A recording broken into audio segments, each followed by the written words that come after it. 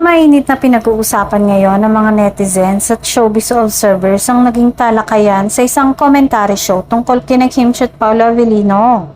Lalo na pagdating sa posibilidad ng kasal at usaping prenuptial agreement. Bagamat wala pa rin kumpirmasyon mula sa dalawa tungkol sa tunay na estado ng kanilang relasyon, hindi napigilan ng mga host na pag-usapan kung ano kaya ang posibleng setup nila sakaling mauwi nga ito sa altar.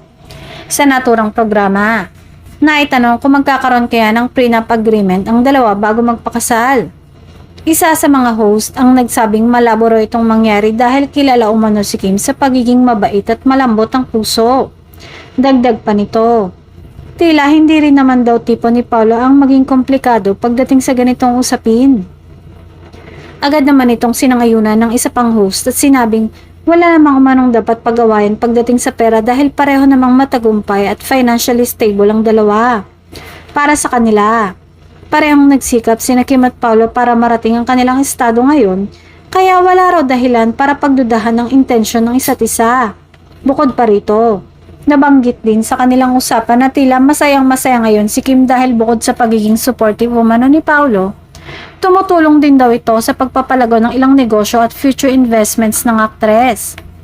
Ito ang lalong nagpaingay sa mga usap-usapan na mas malalim na ang samahan ng dalawa kaysa sa inaakala ng publiko.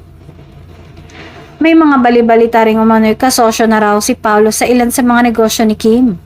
Dahilan para mas lalong umugong ang espekulasyong seryoso na talagang kanilang relasyon at posibleng naghahanda na sila para sa kanilang kinabukasan.